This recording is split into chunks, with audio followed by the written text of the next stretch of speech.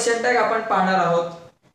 आता add a question tag या संदर्भातला प्रश्न आपल्याला बऱ्याचदा परीक्षेला विचारला जातो. 8वी 9वी 10वीच्या पेपरमध्ये खूप महत्त्वाचा भाग आहे. याच्यामध्ये बघा एक गोष्ट लक्षात ठेवायची की होकारार्थी वाक्याचा क्वेश्चन टॅग नेहमी नकारार्थी होतो आणि नकारार्थी वाक्याचा होकारार्थी होतो. त्याच्या अगोदर बघा सहाय्यकारी क्रियापदाची जी लघु रूपे आहेत बरोबर ना, निगेटिव्ह जी आपण रूप आहेत ती कशी म्हणतो, एम नॉट असेल तर एमंट नाही करायचं, आरंट करायचं. एम नॉट असेल तर आरंट, जसं इज नॉटचं इजंट होतं तसं एम नॉटचं आरंट होतं. एमंट वगैरे काय करायचं नाही, आरंट. आर नॉटचं पण आरंट आणि एम नॉटचं पण आरंट होतं. ह्या दोन गोष्टी लक्षात ठेवायच्या. छोट्या छोट्या गोष्टी आहेत पण खूप इफेक्ट पडतो याच्यामुळे. हॅज नॉटचं हॅजंट, हॅड नॉटचं हॅडंट, डू नॉटचं डोंट. हा त्याच्यानंतर विल नॉटचं वोंट. बघा विल नॉटचं एक विलंट वगैरे काय होतं, इथं एमंट वगैरे नाही होत. इथं विल नॉटचं वोंट होतं.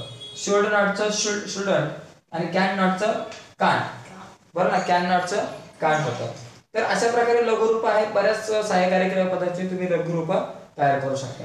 आता पहा इथं ही इज टायर्ड, तो दमलेला आहे. आता इथं आपल्याला होकारार्थी वाक्य नकार नॉट ऐकायचं नाही, होकारार्थी. मग याचं काय करायचं, नकारार्थी करायचं.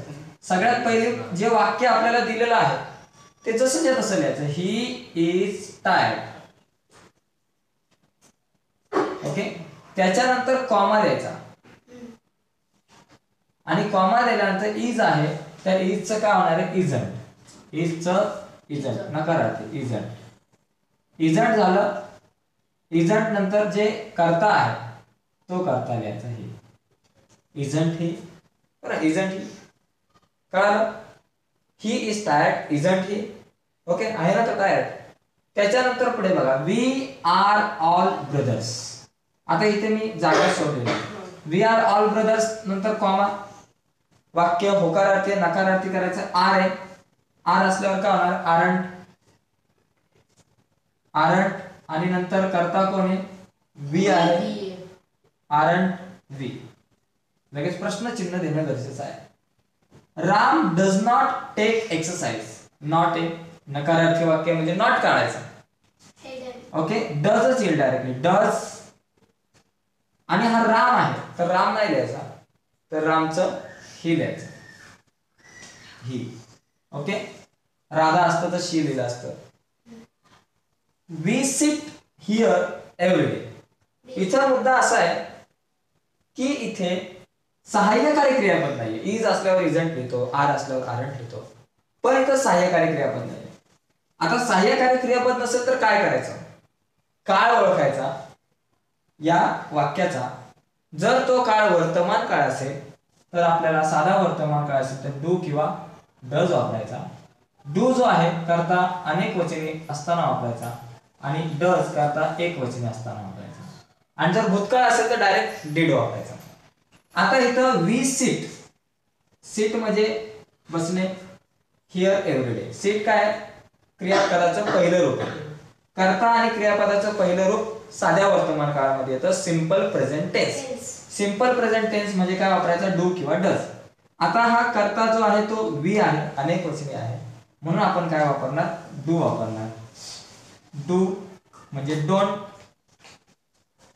बरोबर, डोंट वी आणि प्रश्नचिन्ह. कळालं. त्यानंतर शी सिंग्स इन द मॉर्निंग. इथं पण क्रियापद नाहीये, इथं पण सहाय्यकारी क्रियापद नाहीये, इज एम आर वगैरे. मग इथं कॉमा द्यायचा. काळ कुठला आहे, यस प्लस सिंग्स म्हणजे V1 आहे. V1 कशामध्ये येतं, सिंपल प्रेझेंट टेन्स मध्ये येतं. म्हणून सिंपल प्रेझेंट टेन्स सी करता एक वचनी आहे, म्हणून काय वापरणार, डज वापरणार. डज आणि एन doesn't, doesn't she. Okay, question mark. आता ही फाउंड हिज पेन, त्याला त्याचा पेन मिळाला. आता फाइंड म्हणजे फाउंड, फाइंडचं दुसरं रूप आहे फाउंड. ओके, त्याने शोधला. आता शोधला किंवा मिळाला. आता फाउंड दुसरं रूप आहे, V2 आहे. V2 कशामध्ये येतो, भूतकाळात येतो, सिंपल पास्ट टेन्स. फाइंडचं दुसरं रूप फाउंड आहे. तर सिंपल पास्ट टेन्स येतो, मग काय वापरणार आपण, डिड वापरणार. मग इथे कॉमा द्यायचा आणि काय लिहायचं डिडंट डिडंट आणि नंतर ही लिहिलं क्वेश्चन मार्क. डिडंट का लिहिलं कारण इथं नॉट नाही म्हणून डिडंट. नॉट असता तर तो काढला असता. इथं जर अशा प्रकारे आपण काय करू शकतो हे ऍड अ क्वेश्चन टॅगचे वाक्य सोडवू शकतो. छोट्या छोट्या गोष्टी फक्त लक्षात ठेवायच्या की आर असताना आरंट होईल, इज असताना इजंट होईल, या गोष्टी तर माहितीच आहे. पण जर तिथं सहाय्यकारी क्रियापद नसेल तर काळ ओळखायचा, वर्तमान काळ असेल साधा तर डू किंवा डज वापरायचं सहाय्यकारी क्रियापद तिथे, आणि भूतकाळ असेल तर डीड वापरण्याचा प्रयत्न करायचा. ओके.